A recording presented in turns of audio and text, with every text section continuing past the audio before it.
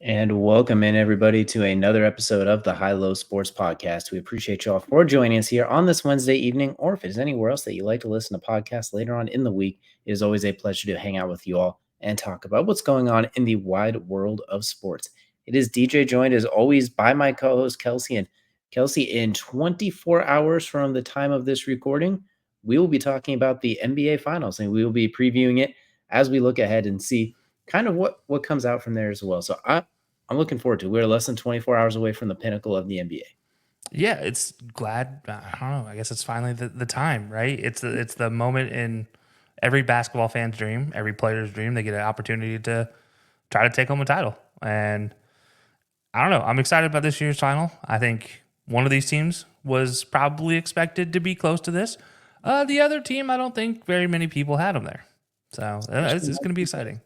Especially not at the beginning of the year. And for the 6th year in a row, we will not have a repeat champion. Parity is back, it feels like, as we are getting 6 different champions in 6 years, when it feels like for the entire 2010s, that was not the case. Yeah, except for one thing. One thing remains true for the last 6 seasons. There will be a former Wizard that wins an NBA title. And it will not be the Wizards, spoiler alert. It will not be a member of the Wizards, or they will not be doing it while wearing the Wizards/Bullets gear. So, just itching a little bit, just drawing a little more salt into that wound for Wizards fans for sure. But you know what? At least they can count that by adjacent. All of those players combined, that can count as one ring, right? Like by association? No. It's You not like you get 1/6 of a ring for everybody that wins. You get like 1/12. Like if you have 12 players win a title, then all right, I'll give you one. But so it's like Infinity Stones. You just got to double it up a little bit. You need to fill up both hands for it. Then we'll talk. Yeah, unless somebody wins an NBA title and a Super Bowl title, in which case, all right, I'll give you the credit there. We got a long ways to go for that one, but you know what? Anything is possible, I suppose. But without further ado, we got a lot to get into, including that NBA Finals. But we're going to go and jump right into our first segment. That is the tip-off, and the tip-off, of course, brought to you by SeatGeek. Use code BellyUpSports for $20 off your first set of tickets. And if you got pockets like that, maybe you get that $20 off on those tickets to the NBA Finals. Granted, with those prices, $20 might not be enough. But either way, if it's that or something else, get the $20 off with code BellyUpSports. But we're going to go and start on the pitch. We're going to go to the soccer field, and we got some big movement going on. There is Real Madrid, just a couple of days after winning the championship as well. They're adding a little after they won the Champions League. They're now going to add arguably the best soccer player in the world, debatable, and Kylian Mbappe, definitely one of the more notable ones, we will say for that. Yeah. That's one of the more notable ones. 25-year-old superstar, we'll say exploded to fame during the World Cup recently, or catapulted himself to fame a little bit during that run, and now he finds himself heading to Real Madrid. So, Kelcey, you've been pretty vocal on this one with Mbappe in his career recently as well too. How are we feeling heading off to Real Madrid, a team that just won the Champions League less than 70 hours ago? Yeah, color me surprised, not. No, seriously, this doesn't shock me. This should have happened 2 years ago. He turned him down. Good on him for turning him down at the time. He wanted to try to win something with PSG. Unfortunately, couldn't do so. Mbappe's been on the scene since he was 16, so it's no surprise. He was dubbed by Thierry Henry as the next great French striker when Henry was coaching Monaco, which is where Mbappe got his start. It's no surprise that one of the best strikers in the world, arguably second best pure striker in the world. I won't say pure, but right behind Erling Haaland. Jeez, I always mess that up. Anyways, behind him, this is no shock that you see Mbappe right there. Honestly, depending on how you look at the two players, maybe 1A, 1B, maybe flip them around. Depends on how you look at them. But no, this Mbappe fits exactly with what Real Madrid tries to do, which is, hey, we want a striker. We don't technically have a world-class striker on our team. They do have the best player this last year, which is Vinicius Jr., and arguably one of the best English players in the world right now, which is Jude Bellingham. But you know what they lack is a pure striker / forward-thinking cam, which is really what Mbappe is. So fast, so versatile, but he does like to come back into defense, deeper into the play and make plays, which is why he's going to fit perfectly with Real Madrid. This is not a situation for everybody thinking that it's like KD in basketball. Let me give you a better comparison. It's more like A-Rod signing with the Yankees. If anybody remembers that, it's a huge deal, but nobody really complained and nobody called it, cheating. It is exactly how it's done in the world of soccer. This is not something new. This is not something shocking to anybody.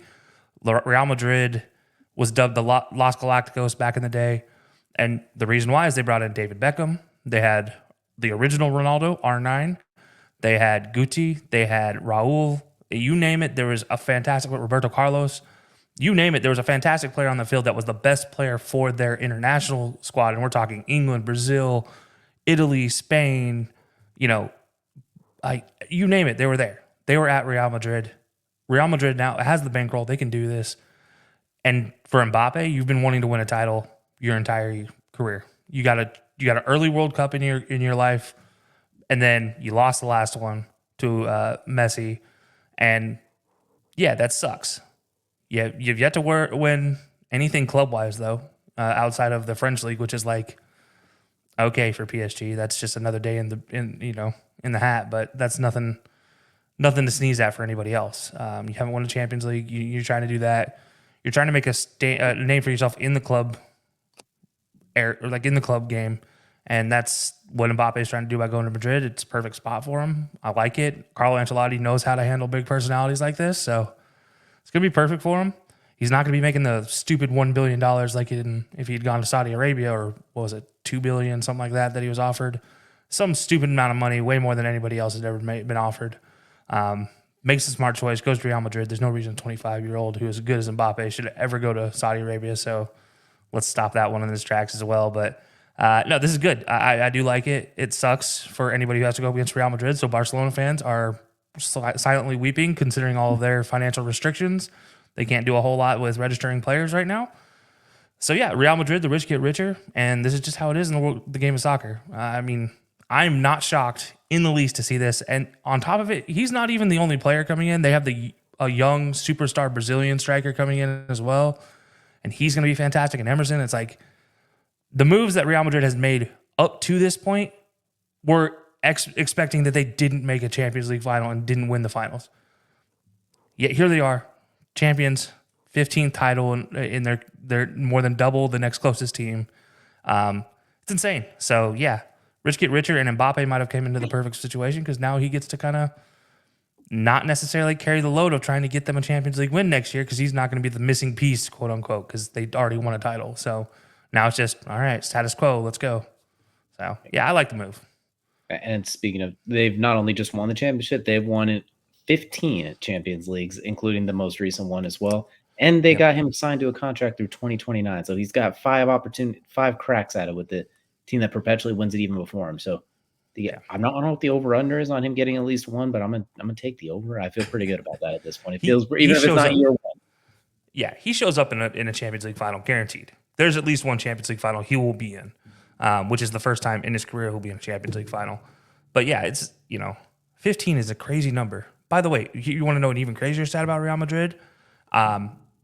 It is that Real Madrid, since it's become the Champions League, which is about 1985, I believe, when it officially became UEFA Champions League, it's no longer the Champions Cup or Champions Challenge or European League, whatever the previous names were. They are undefeated in finals, which is like 8 finals, which is crazy to think about. That's unheard of. I mean, they're undefeated in enough Champions Leagues that the next closest team in total Champions League wins still wouldn't be beating them. That's the wildest thing about Real Madrid. When they get there, they're LeVar Ball. They never lost. The getting there is one thing, but once they get there, they never lose. Now, they lost back in the 1960s, but we don't count those. If anyone that was listening right now, if anyone that is listening right now can remember the 1960s, go ahead and leave us a comment down below because I would be very impressed. But that's a long, long time ago, and you know what? It doesn't look like a Champions League is going to be far, far away for Mbappe now that he's joined Real Madrid. So anyone watching, go ahead and let us know down below too.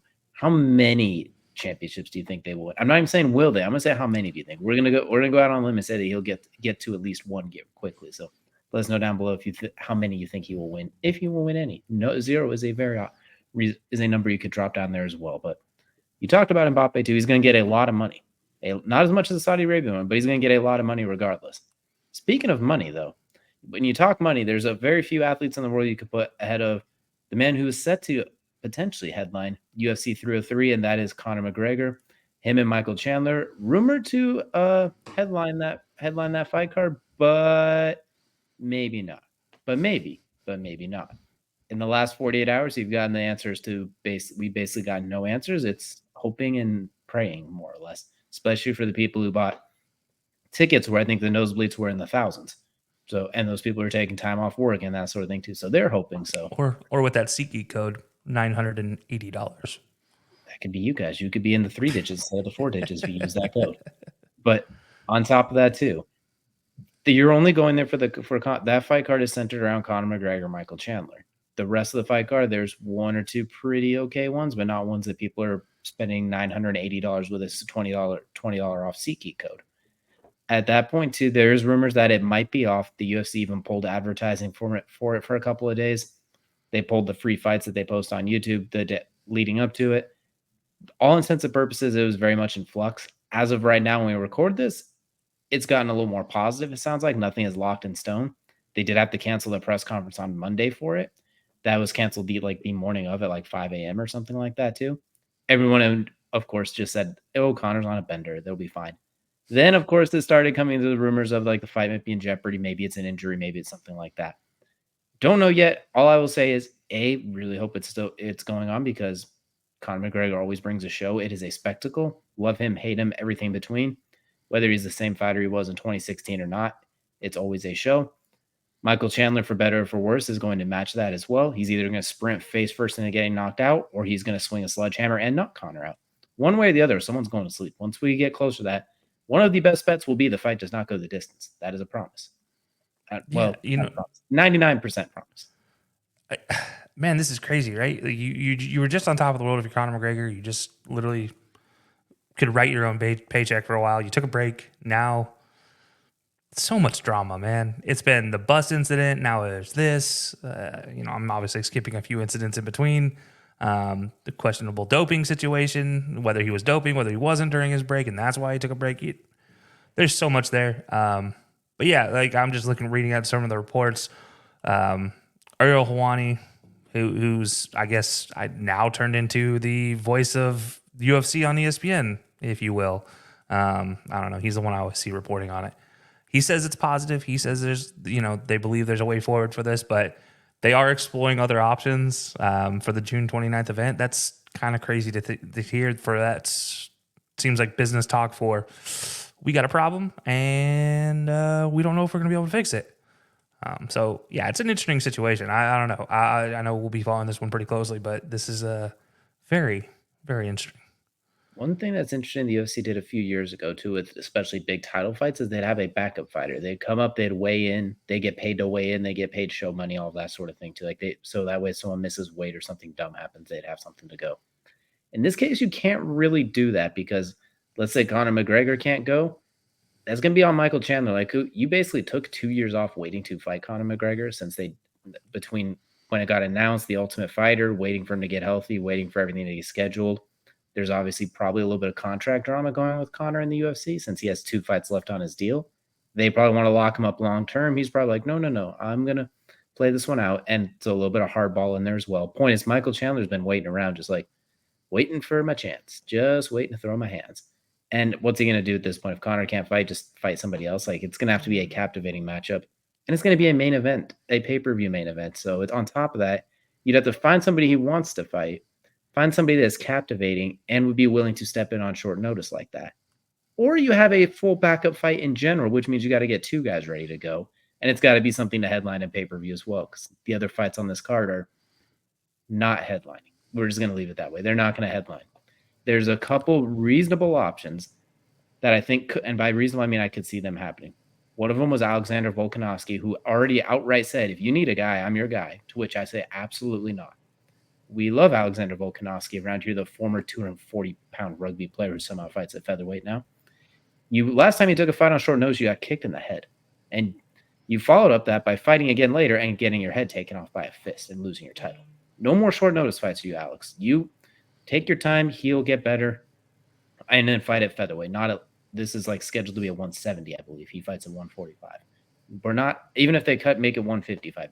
No, Alex, no more.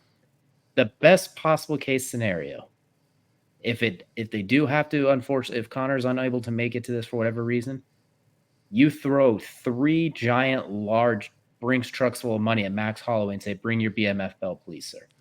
Him and Yeah. Michael Chan. Max Holloway, we will guarantee you that 145-pound title fight that you've earned. We know Max Holloway is as gangster as it comes. He will, more often than not, if he's healthy, consider taking that fight. He's coming off the knockout of the year as of right now, and arguably fight of the year on top of it. And just the attention of that, the way Michael Chandler sprints into things, it's just like when he fought Justin Gaethje. Yeah, they both are. Those two are very heavy punchers. It's a very interesting athletic fight, and it's good for Chandler because Holloway is a big name too. So he's getting at the exposure, the pay, and the things that come with it. Not the same to Conor McGregor. There's levels to it, and his is but that's about as good as it gets in a reasonable type of way. Because you're not going to pull a champion on short notice and have them there's just not a lot of options that could bring the same draw that kind of works out. So best case scenario, if the worst case happens, Max Holloway is like, yeah, I'll do it. He did also offer to fight Khabib on 1 week's notice in 2017, I believe. But it was that same incident with the bus incident that same week. He volunteered to do it, but then unfortunately there was an injury and he wasn't able to do it as well, I believe, or a weight cutting issue. I can't remember which one. So he's as gangster to do it and would be willing to do it. So, well, I shouldn't say more than likely on paper feels like he'd be willing to do it if he healthily can make it. So there's your best case scenario if the worst case happens, I think. But I think in a positive light, all things are good to go. We'll get the return of Conor McGregor, which that alone guarantees big business. Just that sentence alone. It does not matter who else is involved. So hopefully, for everyone's sake, that comes through.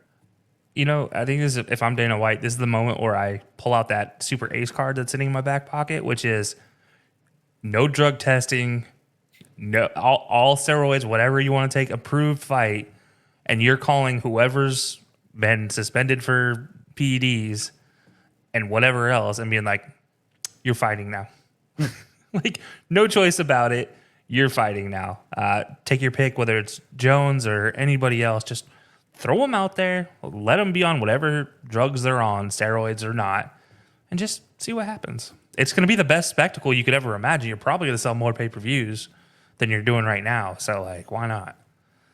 I'm sure you can find somebody. I don't know if however they make it out, they need to pull something together short notice, whatever they need to do. I think there's ways around it. I think it's going to be a tough sell. So hopefully Conor's able to go. Hopefully he's not hindered going into it as well. So hopefully if it is an injury and he fights through it like he's done before, hopefully it's not something that's going to hinder the fight or put an asterisk next to it or anything like that. So we'll keep an eye on that as well. There's some interesting things to keep an eye out for sure. I mean, you can always call the bear and then call Khabib. I think that'll be a good fight. Look, that bear does not want that smoke. That bear is getting ready to try and make a run at the Packers right now. They're not. They got other things to worry about. They still got to get out from there and Rodgers' shadow. For those that don't know, Khabib there's videos of Khabib as a child fighting a bear, and winning. That bear had a pretty nasty sprawl, though. I mean, if that bear had any indication that Khabib was never going to stop, it might have been close. But I think the bear thought it was over when it was not over. Yeah, no. Khabib is so. That's my choice for alternate fight. Give me Khabib and give me a bear. You know what? If it worked for Jackie Moon in the Flint, Michigan tropics, it definitely brought a crowd. So you know what? Let's do it again, but this time with a little bit better safety precautions than a Will Ferrell 1970 movie set in the 1970s. But let us know down below if you are excited for UFC 303, and if this concerns you, or if you know what, you're just gonna wait and see until something officially happens. But that's gonna do it here for the tip-off, which is now gonna take us into the Kelcey's second favorite part of every show. That is the main event, and for the main event, we'd be remiss not to focus on the NBA Finals coming up. Less than 24 hours away, we will have opening tip. So we're going to go through this. Basically, we're going to go down the line. We're going to look both teams, cross-match, put together, basically compare and contrast, try and put together who we think has the advantage. We're going to pick a winner and a finals MVP, and we're going to see if we can win you a little bit of money at the end as well, too. So I feel like we should start at the top of the throne, the two kings of each of their team, the superstars, if you will, the top of the bill, the main event, if you want, for lack of better words. We got Luka Doncic versus Jason Tatum. Kelcey, where are you leaning in this regard? Best overall player is going to be different than the player that I think is going to be the most effective in the series. I do think there's a better overall player as far as complete game player, but I think there's a better player right now in this situation. The reason why I say that is I think Luka is the better player in this situation because you need points. And, well, Jason Tatum has two other guys to fight with for points. Luka has Kyrie. So Luka, for me, is the guy I'm picking for this situation for best superstar in this situation. If you were asking me best overall player, It's a tough fight. I probably give it to Tatum, but I'm gonna say Luka is the best player for this exact moment. What I will say is I feel like Jason Tatum has gotten an unnecessary amount of slack recently, just because like he's Yeah. obviously a little bit not from you, I'm saying in general too, because No, but you're right though. he's not always the most efficient, and sometimes he just like there's just some random OGs moments, but like the dude's 26 years old and is a top 10 player in the NBA. Probably in that 7-8-ish range if we were so it could sometimes play as high as a top 5. First team all NBA like 4 years in a row. Defends on both ends, averages double-digit rebounds. He's averaging a double-double in the playoffs, if I'm not mistaken. He's been absolutely fantastic. That being said, I'm also going to agree with you. I'm going to lean with Luka on this one. He's averaging like 39 and 9. And he started against the Clippers shooting like 32% from the field or something. Like he was slow getting going, and he's been injured and banged up throughout. And then against arguably his toughest matchup in the Timberwolves, he plays his absolute best. He absolutely cooks pretty much 4 of the 5 games. He is absolutely sensational. He had 20 points in the first quarter of Game 5. We know he's absolutely electric and statistically speaking, one of the best playoff performers of all time. As of right now, when you look at his per average. So I'm going to take Luka as well, but in zero way is this a misconstrued as a shot towards Jason Tatum, because this is a Jason Tatum stand side of the conversation. But Luka's just at another level right now. And Darren Clark looks like too. Luka magic is a real thing right now. Yeah, no, it's funny because with Luka, he's 25. You mentioned Tatum's 26. Luka's 25, and he also plays in the same range of that top 10, that 9 through 7 range regularly. I mean, arguably at times this season, he was the best player in the league. And then Tatum, also, we know how good he is. He can be the best player on the court anytime he wants to. But almost to slight him in this conversation this year, and I don't mean it in a negative way, he has 2 guys that have played exceptionally well all season long, and especially in the playoffs. Derek White has played phenomenal. Jaylen Brown, again, doesn't need a left hand and can still be a great Batman. Or, sorry, Robin, I should say. Really Nightwing, let's be honest. He's not a full Robin co-star, but he can be just as good. And, with Luka, it's What I think is interesting, too, is what they both had weaknesses, quote unquote, coming into the season that they have both really well refined, especially in the playoffs. Luka defensively used to be a cone, but now he's really good off ball. He's a moving cone. Defense. He's good at getting in front of you. He's played outstanding defense this playoff run. And since the trade deadline, he's defensively, the Mavericks have been top 5 in the league, if I'm not mistaken, once they brought in Gafford and a few of those other guys too. And then Jason Tatum, his ability to play make and not necessarily dribble and handle the ball as much. He still does sometimes randomly fumble the ball, and it's really weird. But as far as playmaking, passing out of double teams, pass to a pass, assist to assist, hockey assist, he's gotten exceptionally good at that as far as not just throwing up random contested mid-ranges like it's Syracuse Carmelo Anthony or something like that, where it still happens to go in.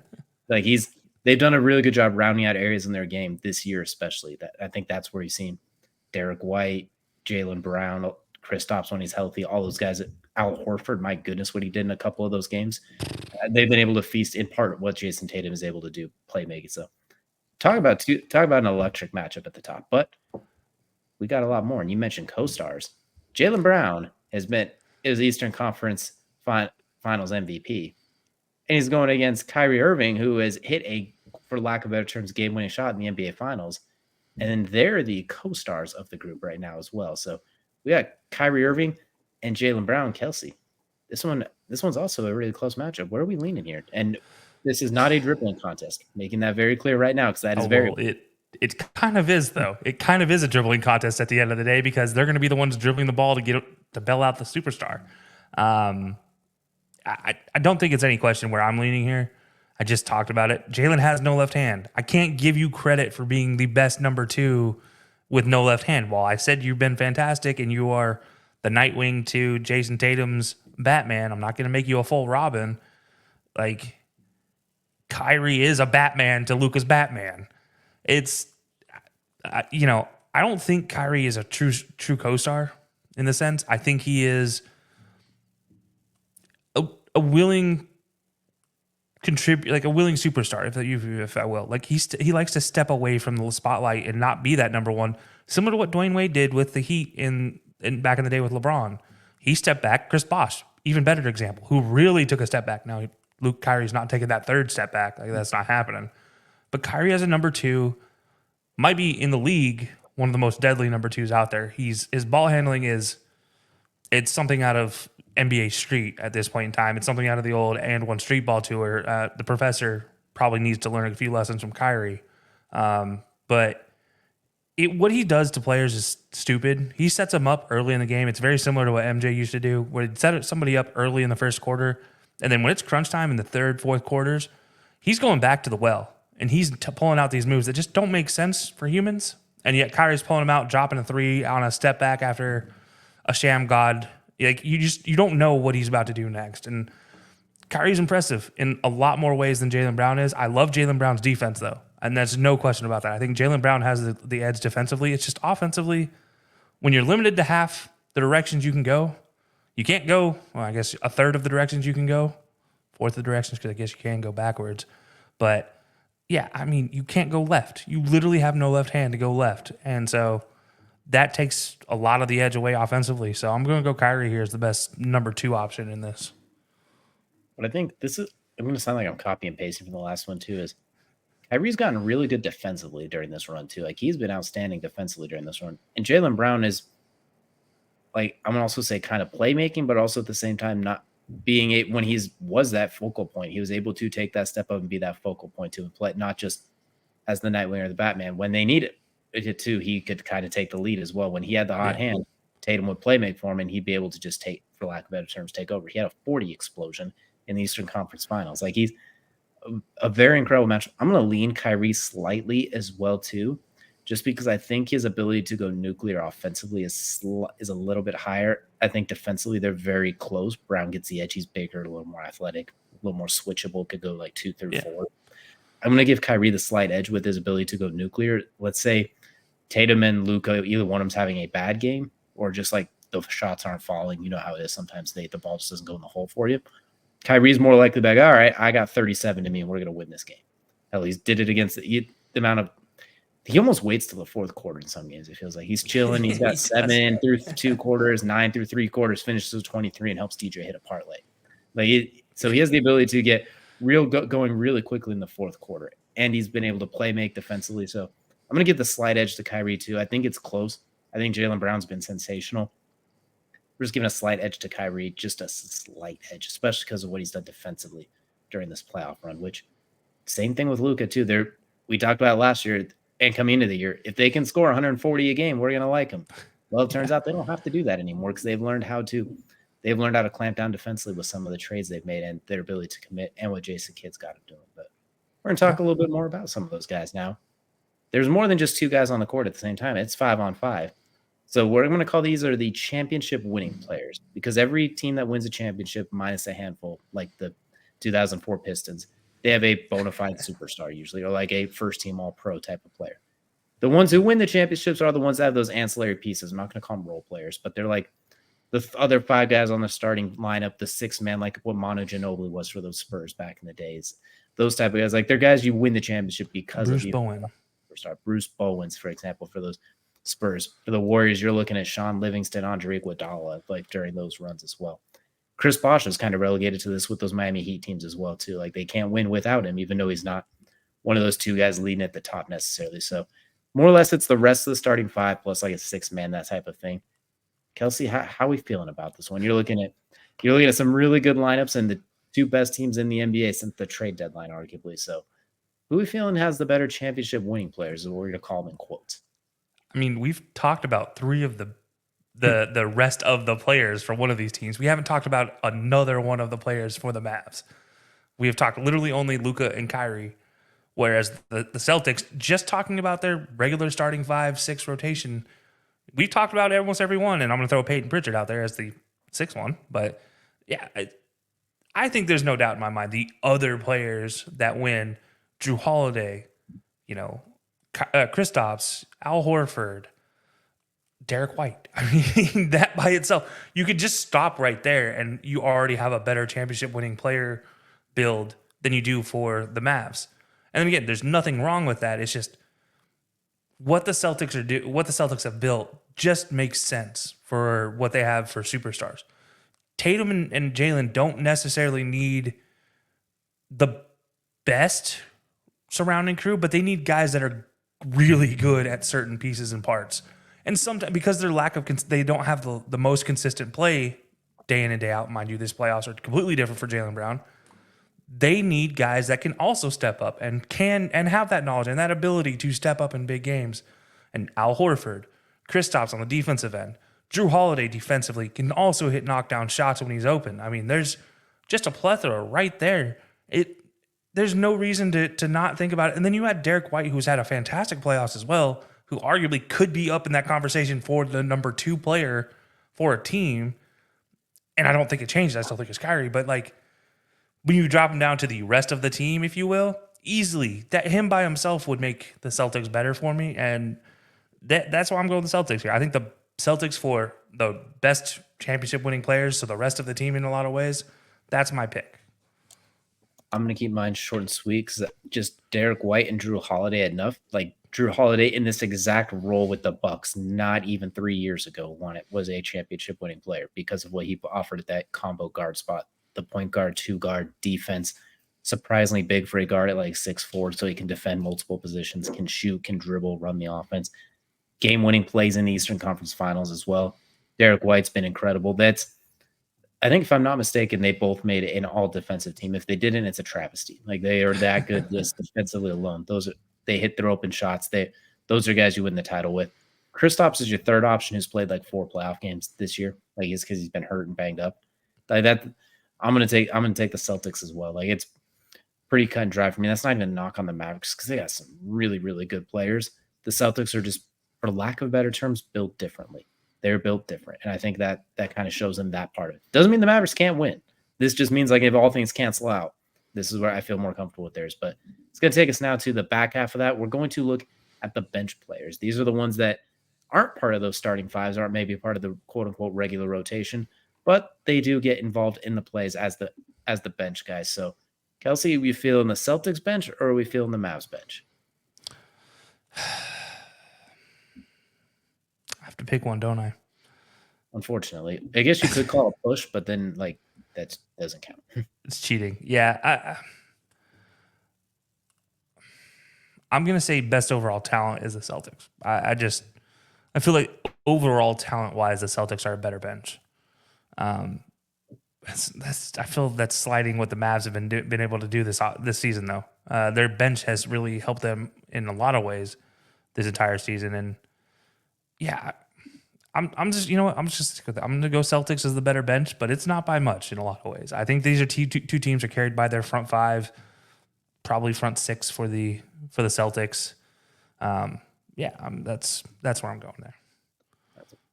I think both of them have, as you mentioned, they're very starting 5 centric. Like those are their top 5 lineups are incredible. I'm going to lean towards the Mavericks actually for the bench too, because I think they've gotten a little bit more burn as well. The fact that Tim Hardaway Jr. was the second best player on the team 2 years ago, and he's not even playing right now, kind of chilling on the bench, shows a lot too. I like what we've seen from Derrick Jones. Max Kleber getting healthy as well. I think with him coming off the bench as that pick and pop guy in the forward spot, Dwight Powell, that they do have some. I think they have. I'm going to give them a slight edge on the bench because I think the Celtics they have a good bench too. Like there's not I'm not even going to try and slight them. Like Al Horford and Peyton Pritchard are awesome. Like I'm going to just give the slight edge to the Mavericks. I think they haven't even really tapped into their bench as much. And I think there's even more that they had there too. So before we jump into the last part, do I have one by the way comment? Oh yeah, go ahead. Oh, I was going to say you mentioned Drew and Derek White needed to make an NBA all defensive team.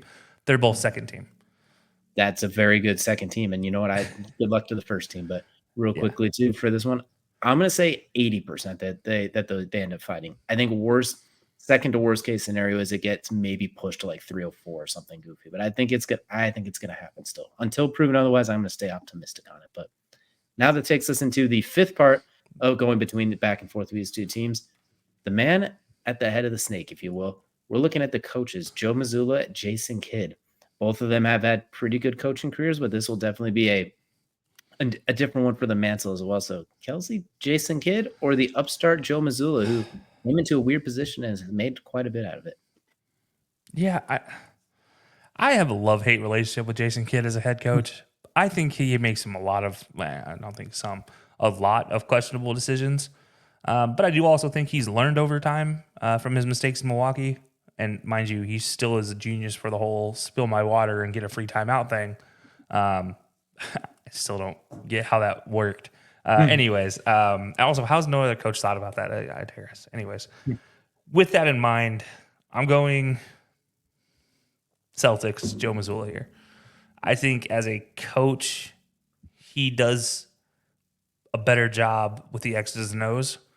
And again, he also has a guru there in Brad Stevens to kind of like call up in the front office and be like, hey, I had this idea for an inbounds play late in games. What do you think about it? And Brad Stevens, the genius on inbound plays late in games, will give him some pointers. Jason Kidd, on the other hand, has a plethora of NBA knowledge as a player. He handles players great, which is why I think he's getting the best out of Kyrie and Luka.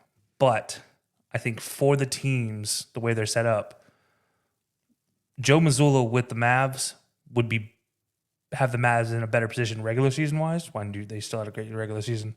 They'd be in a better position regular season wise. Flip that, I think the Celtics would be in the exact same place with Jason Kidd. Not that there's a whole lot of places for them to go, but still, I mean, I think maybe even slightly worse record wise if Jason Kidd was their coach. So that's why I'm going Joe Mazzulla here. It's a small difference. We're not talking a lot here. They're both really good coaches, but I'm just going to say Joe Mazzulla, just given all the pieces he's able to work with and put him in the right spots to succeed. I'm going to use one of your favorite quotes when talking about Mike Tomlin to describe these two. Joe Mazzulla is X's and O's, and Jason Kidd is Joe's and Schmoes. It feels like they both do things very differently. Joe Mazzulla, a lot of it feels analytic driven. Like they shoot threes at a ridiculously high clip sometimes. Defensively, since he took over for Ime Udoka, they've taken a little step back defensively, but the offense has been a little more statistically potent, I think it's fair to say. Definitely a lot more high octane, a lot faster pace, ridiculous amounts of threes sometimes to spread the floor so Tatum and Brown can just toast people if they can get the space. It's very sometimes to a fault. Sometimes if the three ball's not falling, they end up very stagnant and the ball just doesn't move. I do think that what he's done with them offensively has been outstanding. They're still good defensively. They have one of the best point differentials of all time this year, including the playoffs. Yeah. So it's obviously not that they slack defensively. They're just not clamping people as much with two first, second team, all defense guards. So like, there's not a lack there necessarily. Yeah. I think I'm going to take Jason Kidd by the slight amount of, I think the Joes and Schmoes things with these talented players has been very beneficial. He's had the experience. He was the first one to talk about putting Giannis at point guard with his ability to handle the ball, and everyone called him stupid. And while I need Giannis to learn how to shoot the ball from the free throw line or just to get a bunny in his game besides spin, Euro step dunk, spin, Euro step, right-handed layup. He's still a top 3 player despite that. And the ability to get the ball and go downhill was partially because of what Jason Kidd did when he was there, putting him at point guard, letting him develop those skills. So I'm going to give the slight edge to Jason Kidd. And I think part of what we talked about the Mavericks defensively, how they've gotten so much better, is obviously adding Daniil Gafford and those guys as well. But Jason Kidd also getting them to buy in defensively because he was a good defensive guard in his day too. And a lot of these guys probably looked up and watched him, especially when he was with the Nets, when he was at his absolute peak, and when he won that title with the Mavericks. I don't know how many of these kids were alive when he was playing with the Nets. That wasn't that long ago. I mean, we were young. I know none of them were alive when he was playing with the Suns. Oh, well, some of them were. I mean, a couple. Oh, okay. Al Horford was. All right, Kyrie was alive too. I mean, like no, that's fair. I was thinking in this entire game, but yeah, I guess it's Kyrie and Al Horford. Derek Lively, I know they had. He might not remember that as well too. The young whippersnapper, but either way, I think there's. Okay. I'll say. By the way, talking for coaching wise, and this is just one last point on the defensive players wise. There are no defensive players voted in the entire voting list for the Mavericks. Not a single one of their players were in the all defensive voting. So, whereas Jaylen Brown, third option defensively for the Celtics, was still in the voting, did not make a team, but he was in the voting. He was like 7th off the list.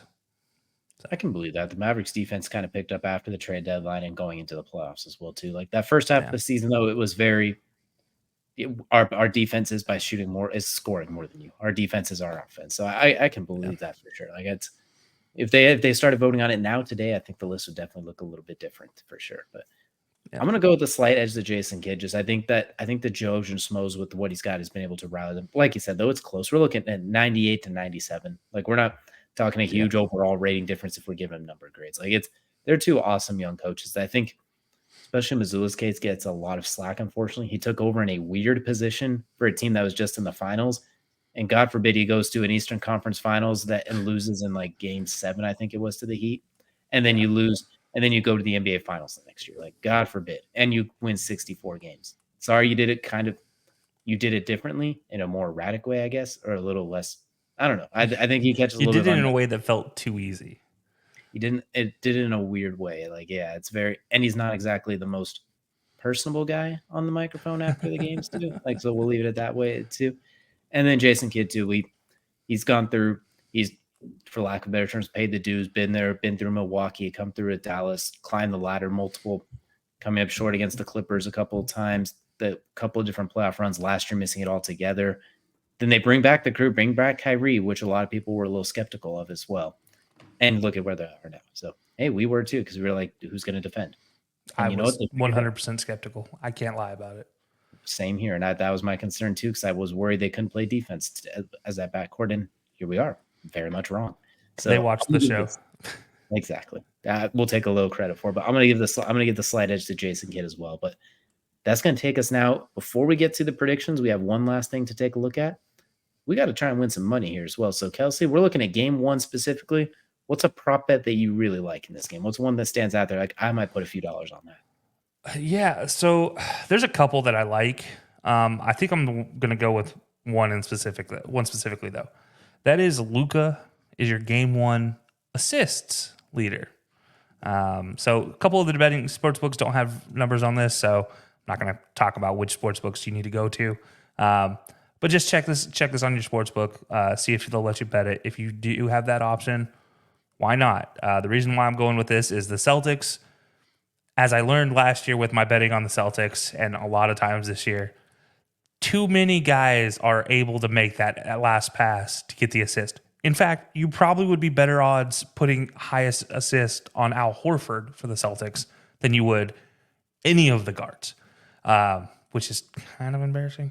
Whereas on the Mavericks side of the court, Luka or Kyrie, who's the one you're going to trust to make that right pass to the other guy? Well, to me, that's Luka, because he's going to draw the most attention.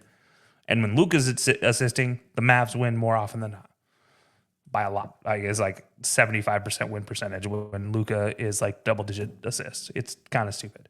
So yeah, I'm going to go Luka here with the number 1 assist leader, both teams in game 1.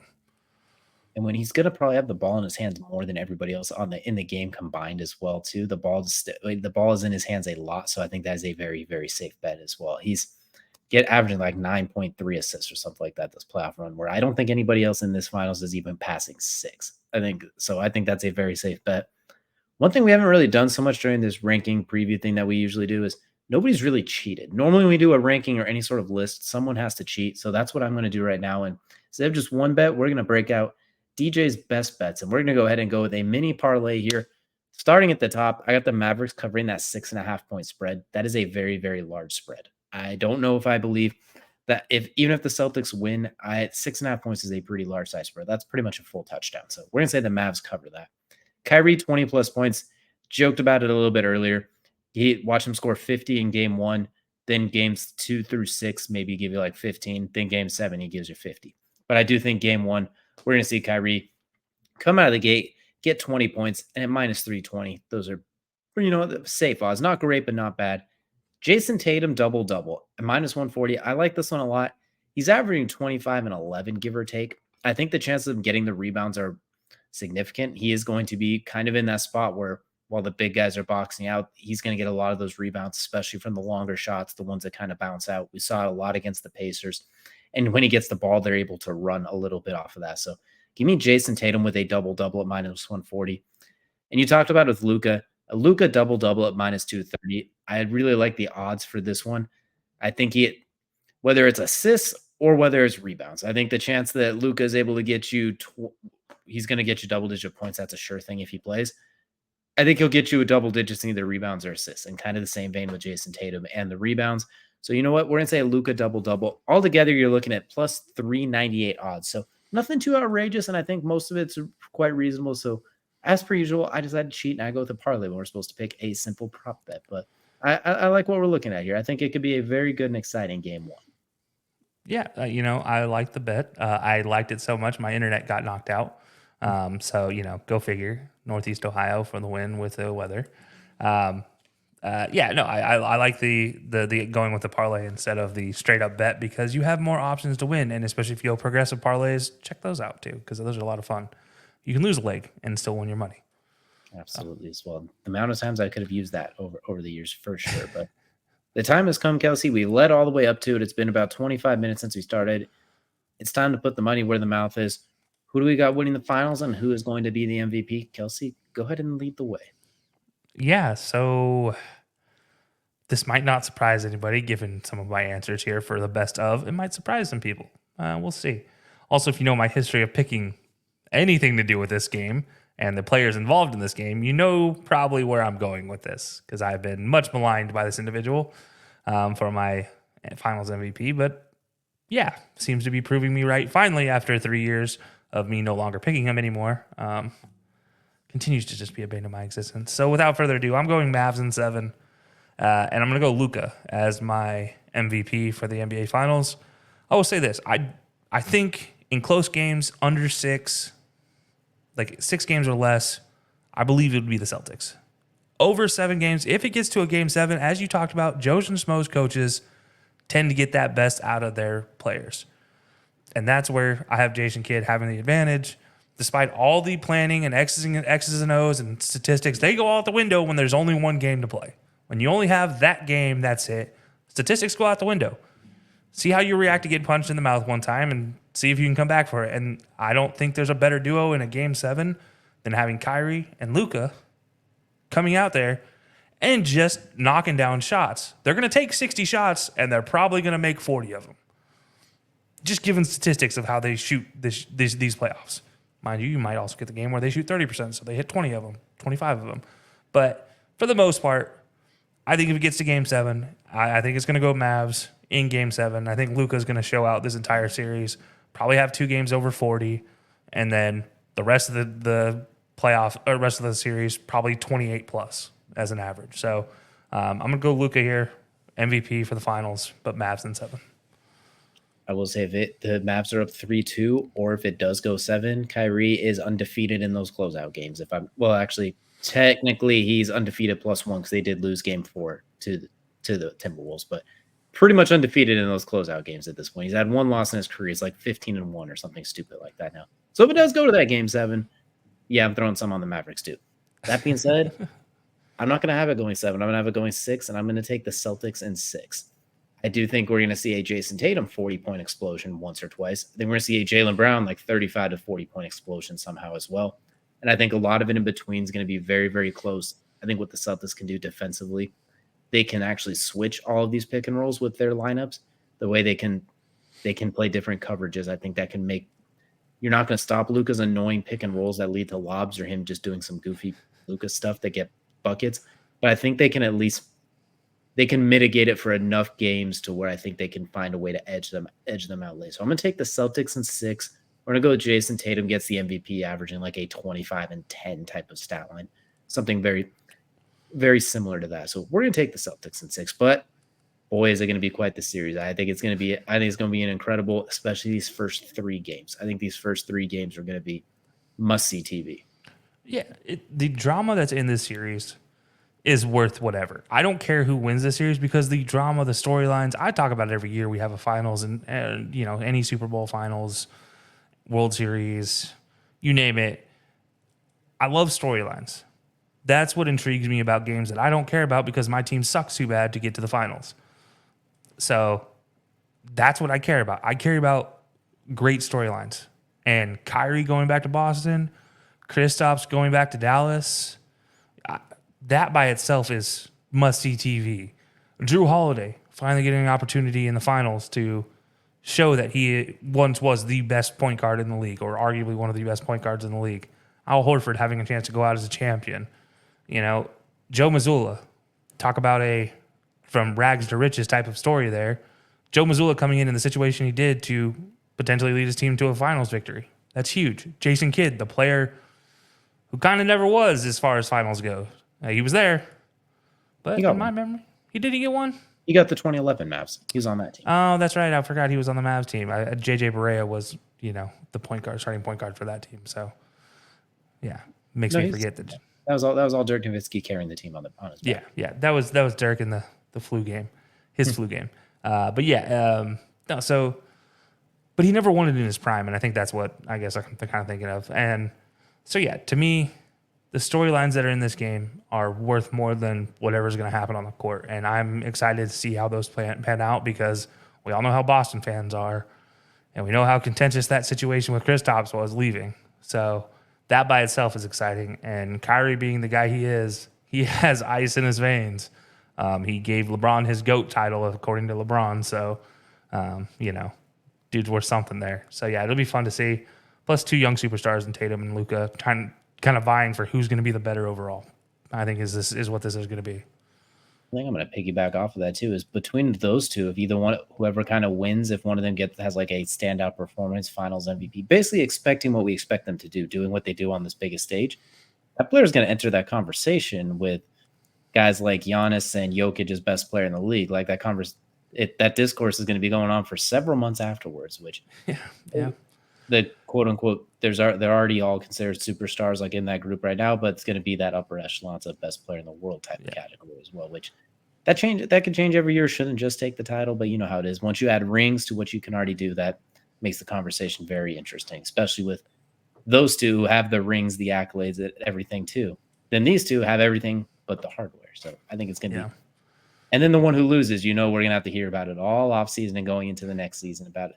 So I'm excited and curious to see what the fallout's going to be. But it's I say fallout in finger quotes, but yeah. I want to see what the winner's interview is going to be with either Luka or Tatum, because we've had 2 really great post-game situations in the last couple years with Giannis getting the 50-piece from Chick-fil-A after he gave a 50-piece to the other team. And then you had Jokic being like, yeah, our parade's on Tuesday and I'm flying out. I want to get back to my horses the same day. Like, come on. Yeah. Like, what is going to happen here? Is Deuce going to get up in the mic for Jason Tatum's post game? And that would be hilarious if Deuce gets back on the mic. Or what's Luka going to say is, I just want to go back to the mountains in Slovenia. That would be sick too. Like, I'm down with either. Or Kyrie being like, now I'm retiring. Who knows? Who knows what's going to happen? I'm just excited for the aftermath of whoever wins because I know it's still going to be something good. And that's not fair, but there could still be a Jaylen Brown or Kristaps, or there's no guarantee of those guys at the top necessarily. It could be just about anyone with finals. Jaylen Brown, game-winning shot with a left-handed floater. After dribbling to his left side and floating left-handed. I'm just saying that would be magic book moment. I don't care about the rest of the game stats. That's the MVP right there. Or Al Horford dunking for the game-winning bucket. Okay, now you're just getting out of the realm of possibility. That's like when the Bills thought a fake punt to DeMar Hamlin in the playoffs was going to be their Disney moment. That was not the case. But I'm very curious. I can't wait to see this. We're going to be on the edge of our seats for all 7 games, if it goes 7. But let us know in the comments down below, or shoot us a message on one of the socials who you think is going to win the finals and who you think will be the MVP and why. But that's going to do it here for the main event, which is going to take us now into Kelcey's favorite part of every show. That is Crunch Time, brought to you, of course, by Outlier. Go to outlier.bet /HighLowSports. Get yourself a free 7-day trial to bet smarter, not harder, with odds, trends, and everything you need to hopefully win yourself a little bit of money in the sports betting world. And Kelcey, it's your favorite part of every show. I'm going to let you go and lead the way. Yeah. The title down on the bottom third, if you guys can't see it, if you're listening to the audio, is drama in the W. And we're not talking Washington. We're not talking DC. We're not talking World Cup. I can't think of any more W's out there. Yeah. We're talking the WNBA. And why are we talking the WNBA? Well, because I've long since been a fan of the WNBA for far before anything Caitlin Clark has been around. I was a Sacramento Monarchs fan. If anybody who even knows what the Sacramento Monarchs are anymore, I'd be shocked. I used to go watch Utah Stars games. If you don't even know where the Utah Stars are anymore, congratulations to you, by the way. They're the new Minnesota Lynx. Also, at one point in time, spent time in Sacramento is now the San Antonio, or used to be the San Antonio Silver Stars. I think Dallas Wings is the new version of them now. But yeah, look, what is happening in the WNBA, if you guys haven't been keeping up, is everybody is up in arms about what's happening to Caitlin Clark, about how she's being beaten up out there. It all came to a head when Kennedy Carter, who has had a very circuitous route in her post-college career, fantastic college player, first of all, did really well overseas recently, came back, signed with Chicago. On top of that, you have Angel Reese on that same team, who we already know their rivalry between Angel Reese and Caitlin Clark. The point here is that a lot of people are upset by what Kennedy Carter did is a kind of a microcosm of what is the greater argument here of Caitlin Clark is being beat up every time. There's been a lot of outlandish things said about this, but I'm going to keep it very simple on this. If anybody knows how major league sports in any country across the world work, there's a development period before you get to the level we're seeing in the NBA, we're seeing in the NFL, we're seeing in Major League Baseball, we're seeing in world soccer. Just to name the first four on my list. Not even talking NHL hockey, who is on a whole nother level of skills than they once were. We're talking, this league has been around since 96, I believe, 95, 96. So we're talking less than 30 years that this league has been in existence. It's younger than we are. Yeah. And which hurts to say. It is. But these women are at the stage today where the NBA was in the 1980s, I think it's safe to say. When the era of the bad boys of basketball came into play. When the Detroit Pistons were ruling the ruck, where you had MJ coming in and they had the Jordan rules. You have the Caitlin Clark rules now. And this happens in sports. This is what it is. When you're a superstar, you come in with expectations. Somebody's ready to lay you out. Now I have two problems with what's happening. One, people not understanding where the game is today. The WNBA is a subsidiary of the NBA. They are paid for by the NBA. That's where their salary comes from. You cannot expect these women who have been playing basketball at a professional level, and not just these women, I mean women as a whole at a professional level in America for less than 30 years to be at the same level of the NBA, given how recently they started. We're talking, they're still in their preteen stage. They haven't hit the teenage puberty years of the league yet. And we're complaining because they're at this point in basketball, which is a rough spot. This is where it always gets to. Every major sports league in the world has had this era of sports for their league, where it's been a knockdown, drag-out fight. The difference with all of these and the WNBA and what we're seeing with Caitlin Clark, and this is the second point that I really dislike, there's not a single player on that Indiana Fever team that wants to step up for Caitlin Clark right now. And that's terrifying because the one thing Jordan always had, and the one thing you think back in the day with Pele or, you know, I mean, God, there's so many players I could name. Anyways, Babe Ruth, Mickey Mantle, these guys, the one difference between them and Caitlin Clark is they all had somebody on their team to be that enforcer for them. So when they got knocked out, guess what? There was somebody there ready to fight. They had goons on standby. Yeah, and you know, I think it was Gilbert Arenas that said it, like, somebody needs to be the goon for Indiana Fever. Go get a goon off the street. They don't have to be good at basketball. That's fine. I don't agree with that necessarily, but I do think the team there themselves, and maybe this is on Caitlin Clark herself, she needs to talk to her team. She needs to speak to them like, look, guys, I'm getting beat up. I need help. But at the same time, I love, while I hate those two things, I love what Angel Reese had to say post the situation, which is crazy for me to be on Angel Reese's side right now because I've disagreed with a lot of what she has to say, but what she said the other day is it stuck with me. And at the end of the day, she says, well, yes, I am playing in the NBA. I am a rookie. None of the women out there cared that I'm a rookie. At the end of the day, 30 years from today, when I'm telling my children and grandchildren about where the WNBA is today and where I was and the part I played in it, they'll be talking about me as a player in the league that helped to change the league. And she's exactly right. She is one of the players in the league today that will help to change the league for the better. But to get there, we have to go through this rough patch. And people who keep wanting to complain about it, while it is egregious in a lot of ways, you got to understand where we're at today. It's not going to be pretty. The game of WNBA is not full of glam and makeup every single play. It is not there yet. We're really trying to slap makeup on a pig in a lot of ways for the style of basketball they're playing. And I don't mean that to say anything about the women playing. I'm saying that about the play on the court and the stage that game is. It's just not there yet. They're not at that level yet, which is okay considering they're only 30 years old. They're going at light speed compared to every other sports league you've ever seen play. And so give it time. Let's see what can happen. Yes, the WNBA does need to take onus on this and try to affect this, but it needs to start with Caitlin Clark and the Fever first.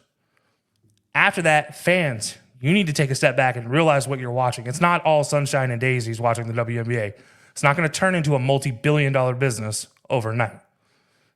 It's getting there, but it's not going to be there yet. And so just understanding what that is as, yes, it's dramatic. Yes, it sucks to see somebody get beat up on the court. But man, that's just playing basketball at some points in times. What Kennedy Carter told her was, what now, B word, sit down. And she sat her down. There were some other words thrown out there, but I'm not going to repeat those. But like, how many guys have heard that on a basketball court playing pickup at the park? I know I heard it. I imagine you've heard it, DJ, or in some fashion of that terms, playing pickup on the court. Like, it's happened. It happens every day. It's part of playing basketball. It's part of being competitive. But there are parts to it that need to be fixed, and it starts with the Fever really kind of looking out for their own player. If they really think that Caitlin Clark is the superstar of the future, treat her like that. Give her some help. Give her a Horace Grant. Give her something to play next to her that will protect her in those situations. Because right now she's out there on her own. Nothing against the rest of her team. Aaliyah Boston is fantastic. But Aaliyah Boston is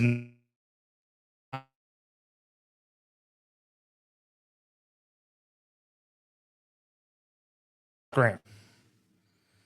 Yeah. Anyways, Aaliyah Boston's closer to Tony Kukoc than she is close to what Horace Grant used to do for Jordan. So that's all I'm going to say on it. It's a lot of drama, but DJ, I imagine there's some talking points you have after that one. I'll keep mine relatively short and sweet because what I think is most interesting about it is this is very much a microcosm of the world, weirdly enough, too. It's not a full pendulum. You don't have to go all the way here or all the way here. There's plenty of room in the middle for we'll just keep it very, very vanilla. Was the Carter hip checking necessary? Was it a basketball play? No. Was it a flagrant foul one? Yes, even though it was like later called. Was it assault? No. Like clearly not. Was it necessary? No. Was it something she needs to get suspended over? No. Does Caitlin Clark need to be protected? No, not really.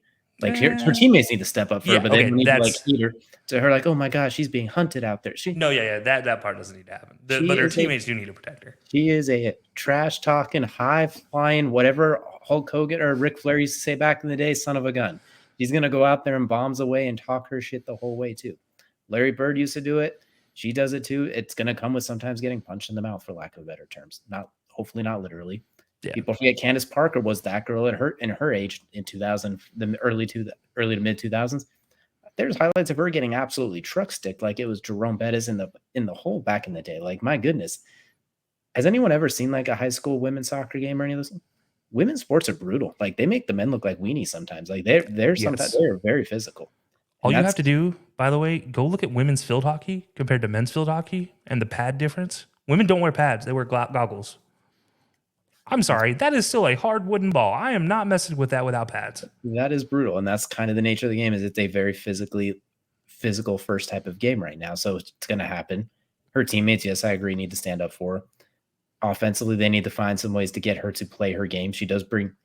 And then there's, of course, people say like, oh, well, they're just jealous for, well, duh, there's going to be a little bit of jealousy. She's fresh on the court and has a $20 million deal. Just like people were jealous of LeBron getting a $90 million shoe deal coming out of high school while driving around in an Escalade. Like, I played for 10 years. I got none of that. I want that. It was an H2. I digress. Either way, a $90 million shoe deal coming out of high school.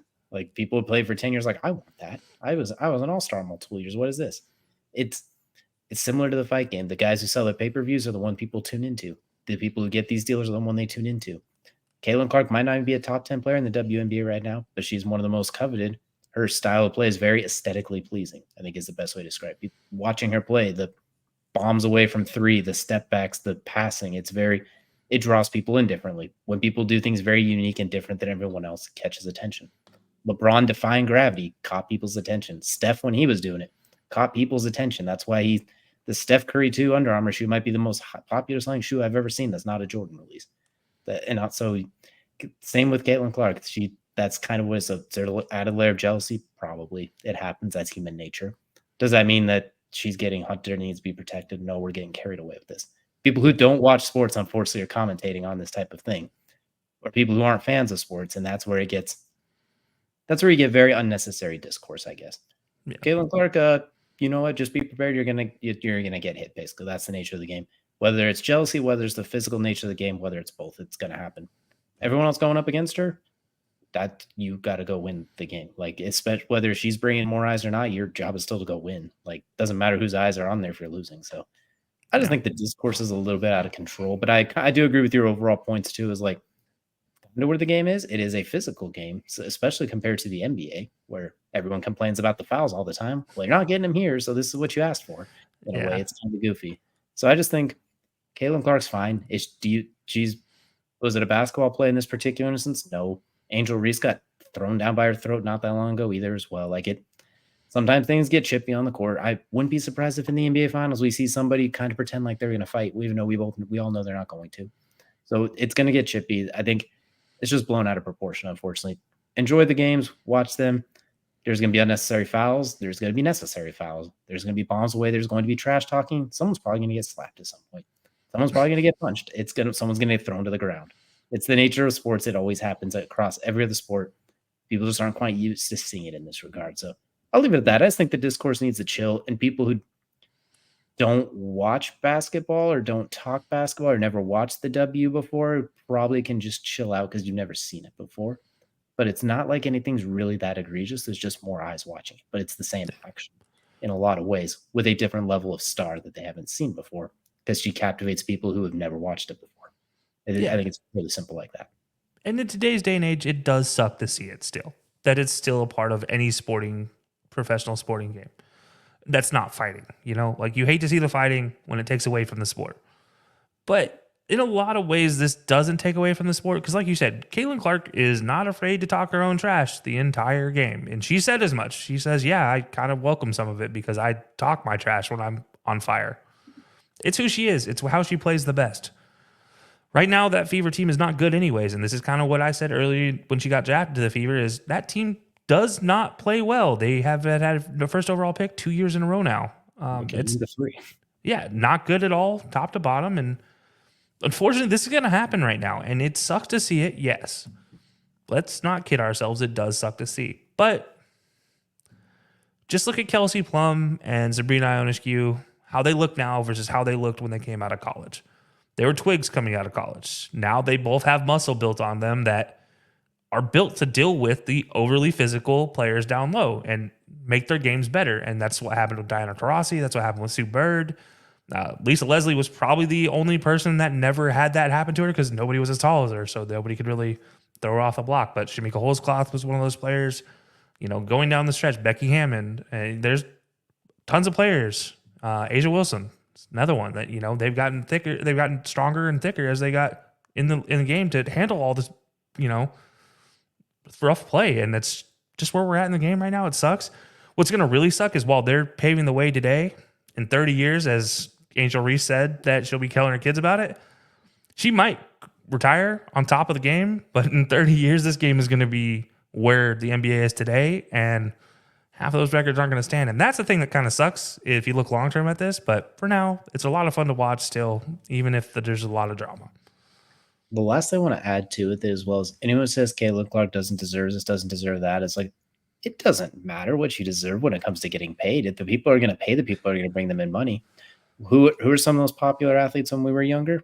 That you can go down the list and look at guys who've had Ron shoe deals. Artest was a Look at popular guys athlete. who've had shoe deals in the NBA. Kyrie, Zion, the Ball brothers. Like, you can go on and on. You know whose name I did not mention is Tim frickin' Duncan, who deserves it as much as anyone else because he wasn't captivating. He was awesome. He was a player on a team shoe that was technically Dwight Howard's shoe for Adidas. That's all you need to know. He is a top 10 player of all time by almost everybody else's count metrics. Arguably the best power forward of all time.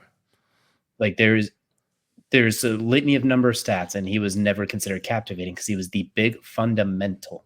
That's why people need to understand that captivation and things beyond just what you do on the court do go into it. It needs to be what you do on the court and like a certain flair. That him and Kobe had very similar careers, but Kobe did it with a little bit of extra pizzazz. It was a lot more. Arguably the best difficult shot maker ever. The Froby was defying gravity, winning a dunk contest at 18 years old. He's scoring 35 points per game for an entire season and dragging me, you, and 3 other guys to the 7th seed in the Western Conference and going up 3-1 on the Suns. Like, there's a level of captivation when it comes to getting the notoriety. Just because she has that doesn't mean there aren't other players better or other people that aren't impacting. So I think people need to find a way to separate that. And if they can't, go buy a Tim Duncan brand shoe and then let me know how that goes. Because he deserves it more than 99.7% of NBA players who've ever played. So Yes. we'll digress there. We won't go too far into it. We've already taken it. Crunch time has become crunchitize me overtime at this point too. We've been here for a while. We appreciate everyone who did tune in with us. Let us know down below what you think of the show and what you think about the WNBA discourse as well too. And if you where you think it's going to go in the future. We appreciate y'all for joining us, and we will see you all again next time.